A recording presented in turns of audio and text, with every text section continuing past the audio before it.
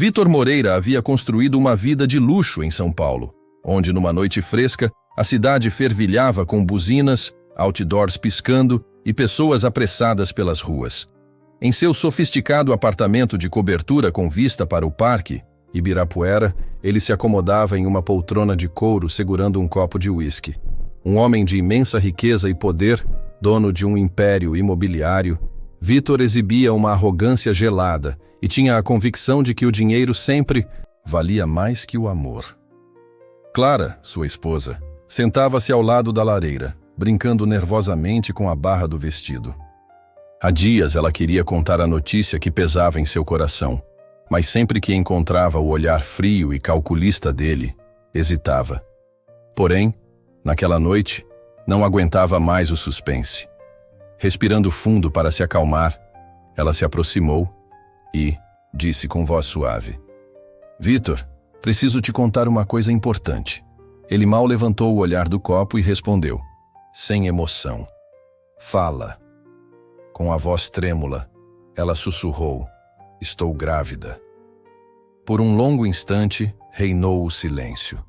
Vitor repousou o copo e fitou Clara com um olhar impenetrável.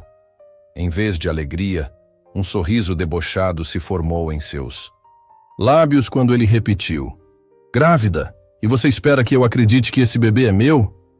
O coração de Clara afundou e ela protestou: Vitor, é claro que é meu.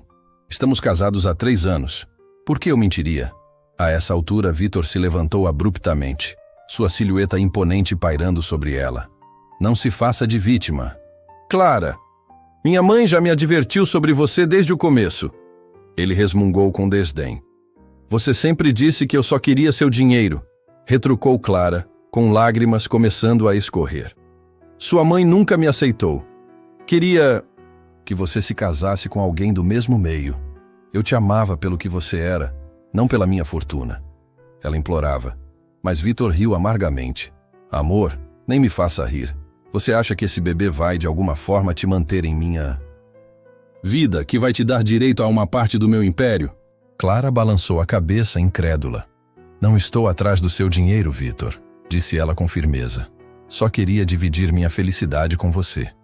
Achei que você ficaria feliz. Aproximando-se até quase se encostar, ele replicou, de forma ríspida: Não confio em você, Clara, e não vou deixar que me prenda com um filho. Instintivamente, ela abraçou a barriga, protegendo a nova vida que crescia dentro dela, e suplicou: Por favor, Vitor, não faça isso. O nosso bebê, mas a decisão dele estava tomada. Tirando um talão de cheques do bolso, rabiscou um valor e disse: Aceite isso e vá embora. Você nunca mais precisará se preocupar com dinheiro. Clara, olhando horrorizada para o cheque, murmurou: Você realmente acha que pode comprar alguém? Que eu trocaria nosso filho por um pedaço de papel?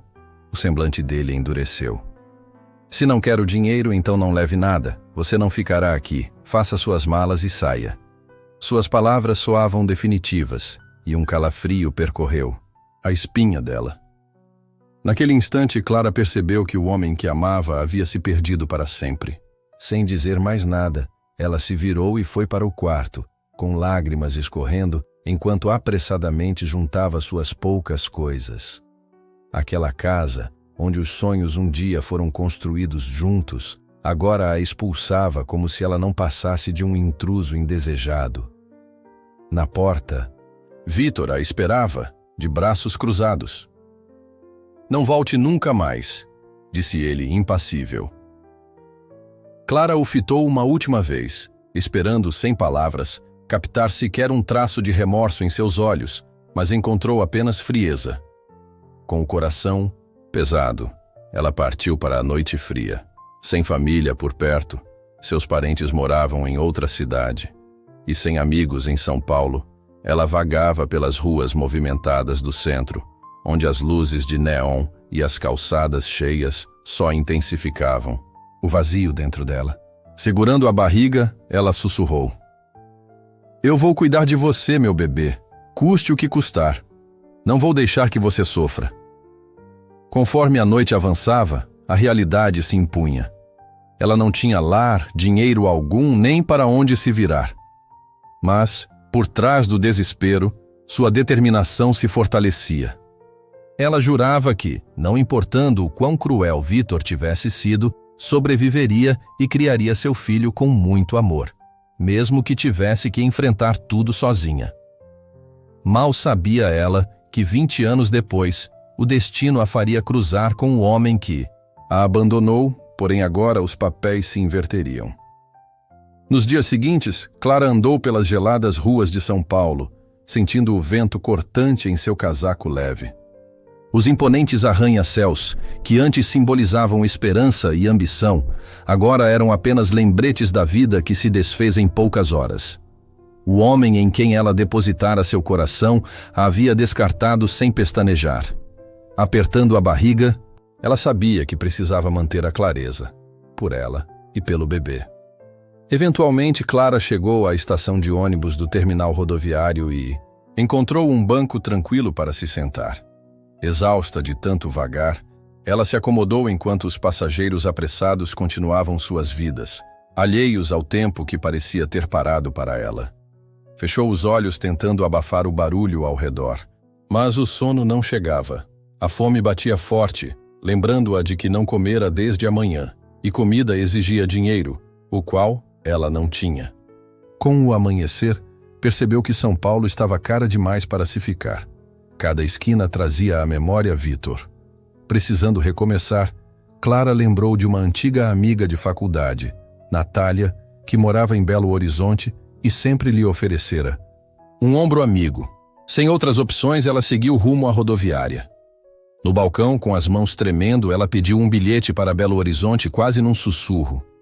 Quando o atendente perguntou se ela queria ida e volta, ela murmurou que só precisava de um trajeto. Não havia mais nada para ela ali. Isso vai custar R$120, informou o atendente, digitando no computador. O estômago de Clara afundou. Ela realmente não tinha nada. Contornando o orgulho, aproximou-se de uma senhora de meia-idade e perguntou se ela poderia ajudar com algum trocado. A mulher desviou o olhar rapidamente, murmurando um pedido de desculpas e se afastou. Sem desanimar, Clara pediu ajuda a um senhor idoso, a um executivo e até a um jovem casal, mas só recebeu olhares constrangidos e recusas silenciosas. Quando ela já quase desistira, um homem alto e magro, de olhar gentil, tocou seu ombro. "Oi, eu sou de Belo Horizonte", disse com voz amável. Envergonhada, ela respondeu. "Eu preciso de R$120. Sem hesitar, ele abriu a carteira e entregou exatamente aquele valor. "Eu já estive no seu lugar", disse ele simplesmente. "Só me prometa que quando puder, você ajudará outra pessoa." Tomada pela gratidão, Clara garantiu. "Prometo." "Muito obrigada, você nem imagina o que isso significa para mim." Dentro de 1 hora, ela estava no ônibus, vendo São Paulo desaparecer enquanto os quilômetros passavam. Incerta sobre o que a esperava em Belo Horizonte, se Natália a acolheria ou como ela sobreviveria, Clara, pela primeira vez desde o ato frio de Vítor, sentia um fio de esperança.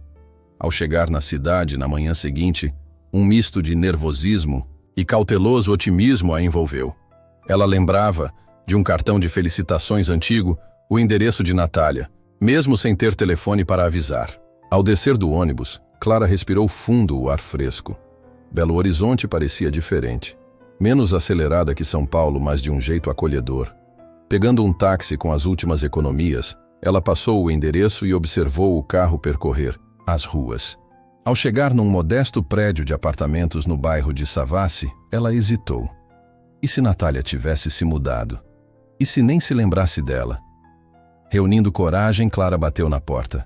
Demorou alguns instantes até que ela se abrisse. Os olhos de Natália se arregalaram ao ver Clara. "Meu Deus, Clara!" exclamou com lágrimas nos olhos. Eu já não sabia aonde ir. Sem pensar 2 vezes, Natália a puxou para um abraço apertado. "Entra, vem", disse com firmeza. O pequeno apartamento era aconchegante, cheio de livros, fotos emolduradas e o cheiro convidativo de café fresco. Natália levou Clara até um sofá, cobriu-a com um cobertor e disse: "Me conta tudo." Com o rosto marcado pela preocupação, Clara começou a narrar tudo: o desprezo de Vítor, a inesperada gravidez e o choque de ser expulsa tão de repente. Natália escutava em silêncio, os olhos inflamados de indignação diante da injustiça. "Você merece muito mais, Clara", murmurou ela. Enxugando as lágrimas, Clara confessou: "Não sei o que fazer. Não tenho emprego, nem um lar, e não consigo imaginar criar meu filho nas ruas." Natália apertou a mão dela. "Você não está sozinha. Pode ficar aqui o tempo que precisar e juntas vamos dar um jeito nisso." Nas semanas seguintes, Clara foi se adaptando à nova vida. Em Belo Horizonte, o apartamento de Natália se transformara em seu refúgio, um lugar seguro onde ela podia respirar sem medo. Todas as manhãs, despertava com o aroma do café e o murmúrio distante da cidade, grata pelo aconchego de Natália. Contudo, mesmo com tanta bondade, Clara sabia que não poderia depender da amiga para sempre. Precisava se reerguer, se sustentar e se preparar para a chegada do bebê. Sem economias e sem diploma universitário, as opções eram poucas. Seus dias se resumiam a caminhar pelo centro, preenchendo formulários de emprego em cafés, lanchonetes e lojas. Rejeição atrás de rejeição, algumas educadas, outras ríspidas, mas ela se recusava a desistir. Numa tarde, após horas incansáveis em busca de trabalho, Clara entrou numa pequena lanchonete no bairro de Funcionários. O cheiro de hambúrguer grelhado e tortas recém-assadas a envolvia, e um cartaz de vaga de emprego na vitrine chamou sua atenção. Desesperada, ela entrou e se aproximou do balcão. Uma mulher de meia idade, com olhar atento e expressão cansada, levantou o olhar enquanto lavava uma caneca. "O que vai querer?" perguntou. "Vi o anúncio", disse Clara com voz trêmula. "Vocês ainda estão contratando?" A mulher a estudou por um instante. "Já trabalhou em restaurante antes?" Clara balançou a cabeça. "Não, mas aprendo rápido. Preciso muito dessa oportunidade." A atendente suspirou. "O trabalho é duro e o salário não é dos melhores. Os clientes podem ser exigentes. Você acha que aguenta?" Clara assentiu com firmeza. A mulher, que se apresentou como Sônia, entregou-lhe um avental e disse: "Você começa amanhã cedo. Não se atrase." Aliviada, Clara contou a novidade para Natália naquela noite. "Viu? Você já está dando passos", comentou Natália sorrindo. Na manhã seguinte, Clara chegou adiantada à lanchonete, determinada a se provar. O estabelecimento era simples, frequentado por caminhoneiros, funcionários de escritório e moradores locais de longa data. O trabalho era árduo: anotar pedidos, reabastecer as mesas, limpar. Mas, pela primeira vez em semanas, Clara sentiu que tinha um propósito. Dia após dia, economizava cada centavo, reduzindo gastos, comendo as refeições caseiras de Natália e caminhando sempre que possível. Mesmo assim, os desafios da gravidez persistiam: contas médicas, fraldas, roupas e outras necessidades.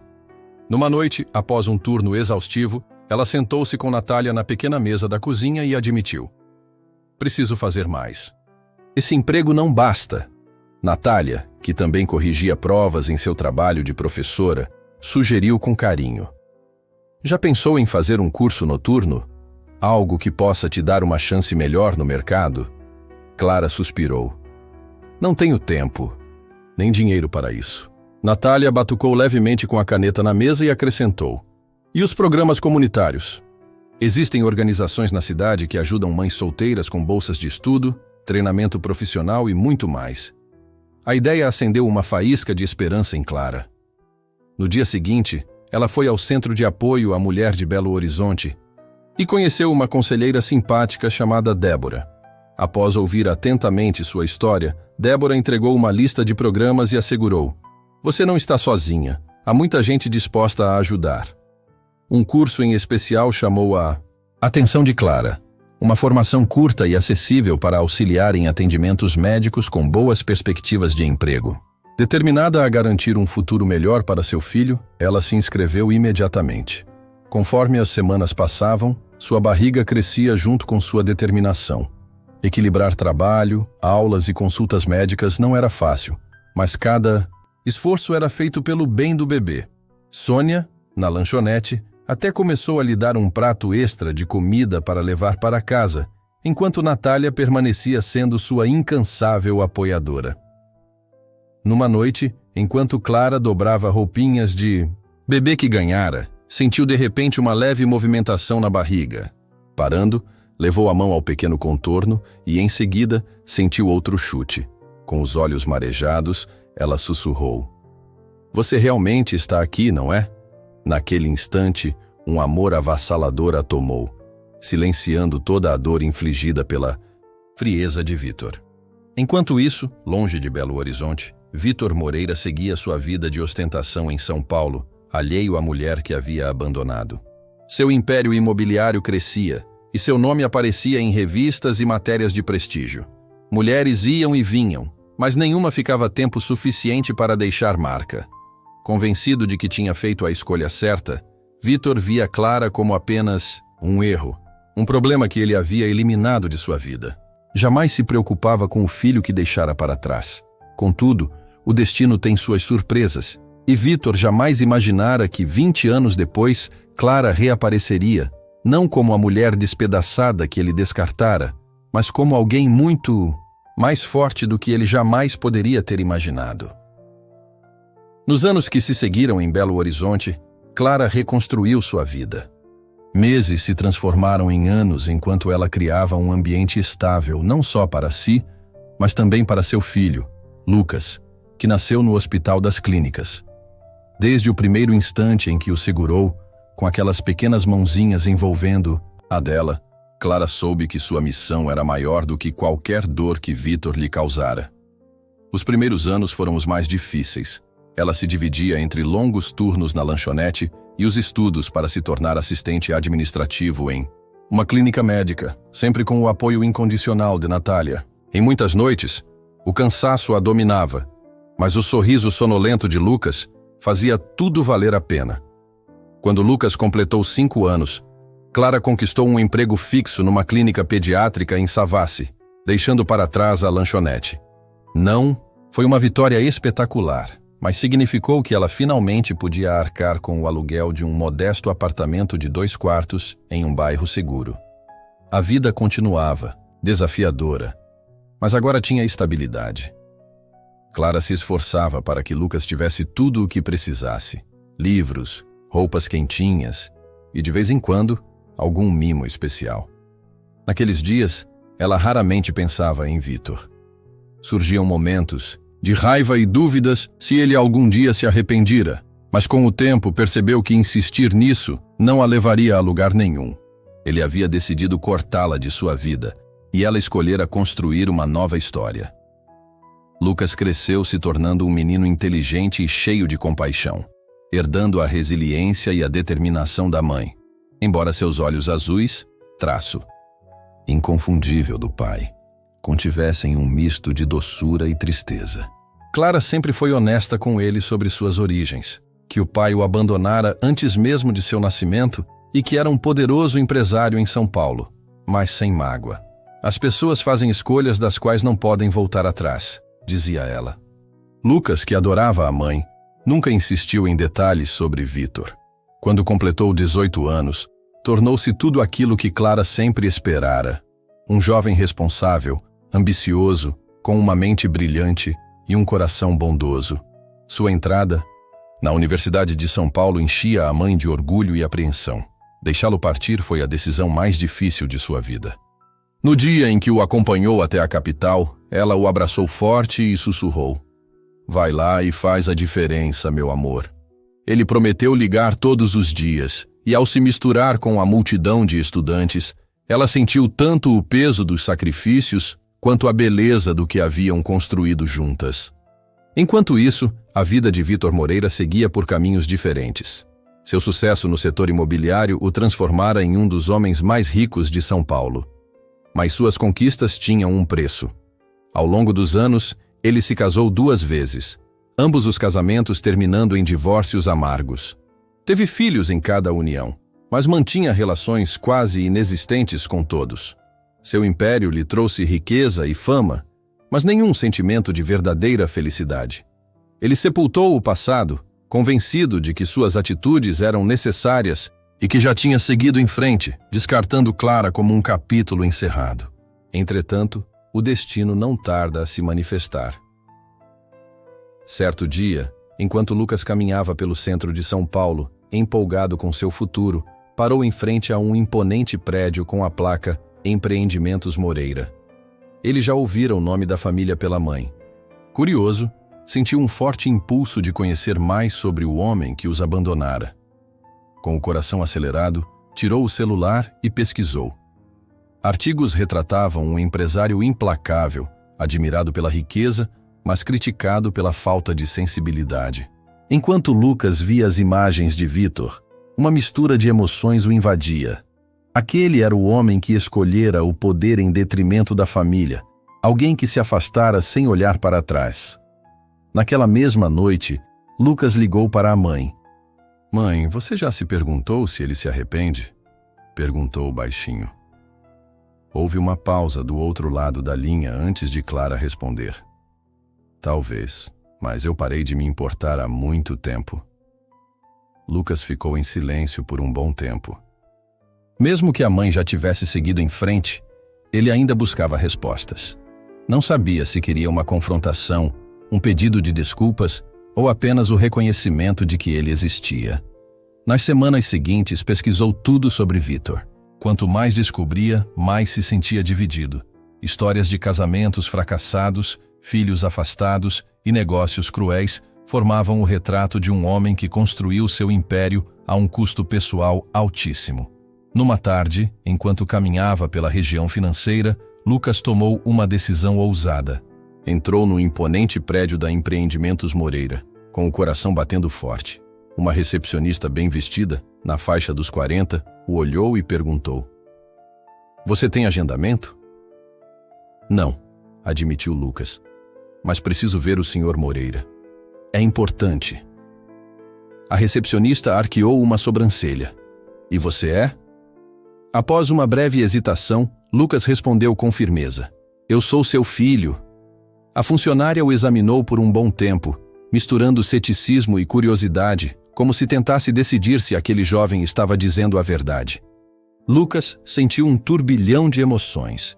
Tinha entrado sem um plano, e agora, declarando ser filho de Vitor, tudo parecia assustadoramente real. Logo, a recepcionista pediu um documento de identificação. Lucas, atrapalhado, apresentou sua carteira de motorista. Ao verificar o sobrenome, que herdara da mãe, ela disse: "Aguarde aqui, por favor", e desapareceu por uma porta de vidro elegante. Sozinho no amplo saguão, cercado por tetos altíssimos e obras de arte cuidadosamente dispostas, o coração de Lucas batia forte enquanto esperava. Pouco depois, um segurança alto de terno escuro surgiu e declarou: "O Sr. Moreira vai atendê-lo", disse com voz firme, conduzindo-o por corredores de mármore e paredes de vidro. Finalmente, chegaram a uma grande porta de madeira. O segurança a abriu, revelando um escritório espaçoso com janelas do chão ao teto, de onde se via a cidade. Atrás de uma mesa preta e elegante, estava um homem que Lucas só conhecera por reportagens e entrevistas: Vitor Moreira. Vitor ergueu os olhos do laptop, seus penetrantes olhos azuis se estreitando ao encarar Lucas. Apesar dos anos, havia nele um traço que Lucas reconhecia em seu próprio olhar. O rosto de Vitor agora exibia fios de prata e marcas do tempo, mas ainda emanava aquela aura de poder que o tornara uma lenda nos negócios. Por um longo momento, ele apenas observou Lucas, com expressão indecifrável. Então, com uma voz fria e distante, perguntou: "Quem é você?" O estômago de Lucas se apertou, mas ele manteve a compostura. "Meu nome é Lucas Silva", falou. Pausadamente, antes de acrescentar: "Seu filho." Os dedos de Vitor, repousando sobre o laptop, se cerraram levemente enquanto ele dizia: "Eu não tenho filho." Lucas soltou uma risada amarga. "Eu já imaginava que você diria isso", retrucou, aproximando-se. "Você abandonou minha mãe quando ela estava grávida de mim. Você a expulsou como se ela não valesse nada. E ela me criou sozinha, trabalhando até a exaustão para me dar uma chance de uma vida digna. E durante todo esse tempo você fingiu que nós não existíamos."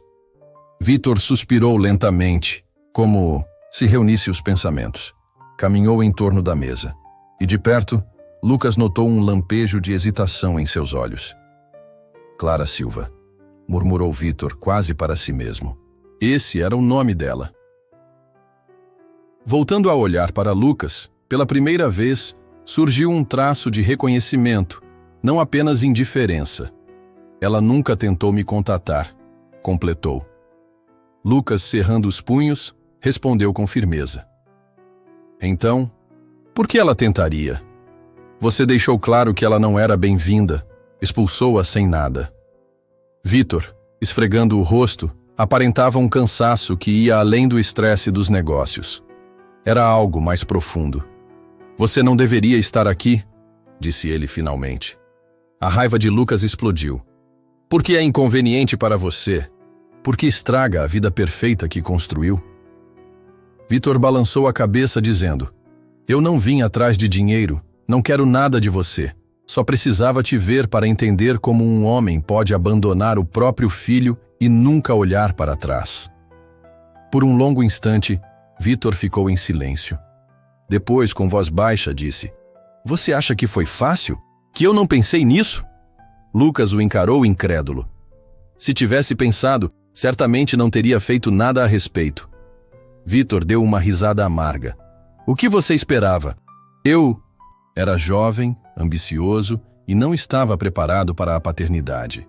Ele fez uma pausa. Depois perguntou: Se tivesse tentado fazer parte da sua vida, será que Clara me deixaria?" Lucas hesitou, sabendo que sua mãe nunca quis o retorno de Vitor. "Você nem sequer tentou", respondeu suavemente. "É a grande diferença", Vitor admitiu, com o olhar se suavizando um pouco. Lucas respirou fundo, percebendo que buscara respostas, mas não aquelas que esperava. Seu pai não era um monstro, apenas um homem falho e egoísta que fez uma escolha há muito tempo. "Não sei o que esperava", confessou Lucas, balançando a cabeça. "Acho que só precisava ver com meus próprios olhos." Ao se levantar para sair, Vitor chamou: "Lucas." Lucas parou, a mão ainda sobre a maçaneta. Vitor hesitou antes de perguntar: "O que sua mãe pensa sobre você estar aqui?" Lucas apertou os punhos e, encontrando o olhar do pai, respondeu: "Ela nem sabe. Acho que parou de se importar com você há muito tempo." Com isso, Vitor se afastou, deixando Lucas sozinho naquele vasto escritório, encarando uma claridade que ele nunca tinha realmente conhecido. Lá fora, Lucas saiu do prédio da Empreendimentos Moreira para enfrentar o ar fresco do outono em São Paulo, com a mente tomada por sentimentos conflitantes. O encontro o deixou vazio, como se tivesse perseguido algo que não existia.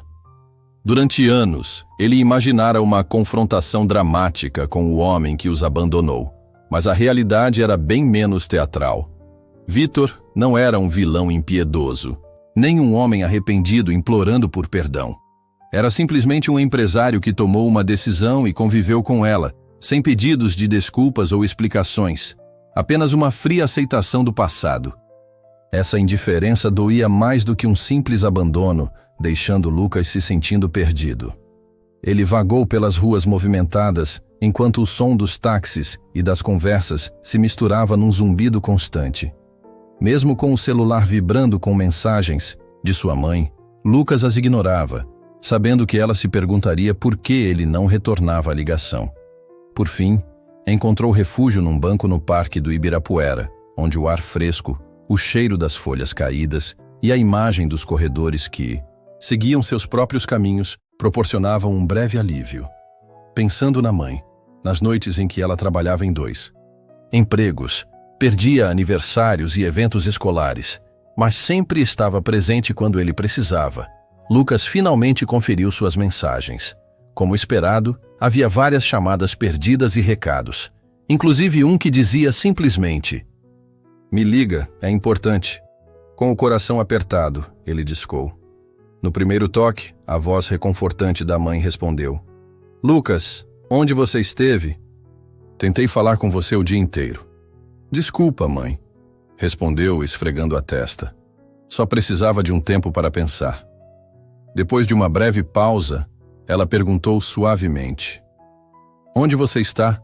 "Na cidade", admitiu ele, sem saber exatamente o quanto contar.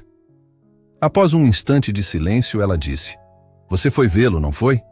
Lucas soltou um suspiro demorado. "Sim." Depois de um longo silêncio, ela falou baixinho: "Eu imaginava que chegaria esse dia." Franzindo a testa, Lucas perguntou: "Você nunca tentou falar com ele?" Ela soltou uma risada suave. "Não. Eu era jovem, de coração partido e orgulhosa demais para implorar que alguém amasse seu próprio filho. Honestamente, nunca quis que ele fizesse parte da sua vida se ele não quisesse. Você merece mais, meu bem." A voz de Lucas falhou. "Você nunca me contou muito sobre ele." "Tudo o que eu sabia era que ele partiu", explicou com simplicidade. "Eu só queria que você soubesse que sempre foi o bastante para mim." Pela primeira vez naquele dia, Lucas sentiu uma clareza profunda. Talvez não precisasse confrontar Vítor para encontrar o fechamento que tanto buscava. As respostas estavam nele, no amor e na força que sua mãe sempre lhe deu. Após mais um olhar ao redor do parque, ele disse: "Estou voltando para casa." A mãe suspirou aliviada. "Estarei aqui." Com um último suspiro profundo, Lucas pegou o metrô. Durante anos ele buscou justiça, reconhecimento, talvez até vingança, mas no fim nada disso importava. Ele jamais precisara de Vítor Moreira, nem ontem, nem hoje, e agora poderia finalmente viver a vida que escolheu. De volta ao seu pequeno apartamento em um bairro de São Paulo, Lucas fitava o horizonte iluminado da cidade através de grandes janelas. O encontro com o pai o deixara em turbilhão, uma mistura de raiva, confusão e uma dor indefinida. Sempre imaginara que, se um dia encontrasse Vítor novamente, só sentiria ódio. Havia idealizado a confrontação, de pé, orgulhoso de suas conquistas, fazendo o pai se arrepender por tê-los abandonado. Mas a realidade se mostrava muito mais complicada.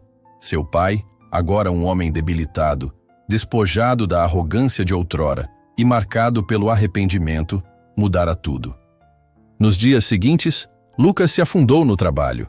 Participava de reuniões, cuidava de investimentos, qualquer coisa para evitar pensar em Vítor. Ainda assim, não importava o quanto se esforçasse. A ideia da morte iminente do pai o assombrava. Sua mãe, Clara, ligava, sentindo que algo não estava certo. Mas Lucas não sabia como contar sobre o encontro. Ela já havia sofrido demais, mas parte dele ansiava pelo conforto da voz materna, o lembrete da mulher que o criou com tanto amor. Na terceira noite após o encontro com Vítor, Lucas se viu dirigindo pelas ruas de São Paulo, puxado pelos pensamentos até o hospital onde o pai estava internado. Não sabia exatamente por que se dirigia até lá, mas algo o impelia. Ao chegar, encontrou Vítor em uma pequena sala, sentado na cama. O corpo que outrora fora forte agora parecia frágil, e seus olhos, mesmo cansados, se iluminaram de surpresa ao ver Lucas. "Não pensei que você voltaria", admitiu Vítor com a voz rouca. Lucas hesitou antes de se aproximar. "Nem eu sei bem por que vim", confessou. Vítor gesticulou para uma cadeira ao lado da cama e, após um longo silêncio, carregado de perguntas não feitas, Lucas sentou-se. A sala ficou repleta de silêncios até que, enfim, Lucas pediu: "Conte-me tudo." Pela primeira vez, Vítor falou com sinceridade. Sobre sua infância num mundo onde dinheiro significava poder e sentimentos eram vistos como fraqueza, sobre como conheceu Clara e a amou de forma egoísta, mas sem arriscar sua vida cuidadosamente construída. Admitiu que, ao saber da gravidez de Clara, entrou em pânico, não pelo receio da paternidade, mas pelo temor de perder o estilo de vida que tanto conquistara. No fundo, porém, ele sabia a verdade. Abandonara-os por puro medo, e não por necessidade. Enquanto Lucas ouvia, uma tempestade de emoções se formava dentro dele. Durante anos, acreditara que o pai nunca se importara, mas agora via um homem destruído muito antes de seu nascimento. Apesar da raiva que ainda pulsava, Lucas não podia ignorar a dor na voz de Vítor. Não espero seu perdão, disse Vítor com voz trêmula. Só precisava que soubesse o quanto me arrependo. Lucas engoliu em seco, anos esperando por aquele pedido de desculpas, e embora nada pudesse desfazer o passado ou apagar o sofrimento que a mãe enfrentara, talvez aquilo o ajudasse a seguir em frente sem tanto rancor. Nas semanas que se seguiram, Lucas passou a visitar Vítor com mais frequência. Suas conversas se tornaram mais profundas, abrangendo negócios, a vida e os anos perdidos. Não foi fácil, nem perfeito, mas tinha um significado. Clara se mostrava apreensiva com esses encontros, mas confiava nas escolhas do filho.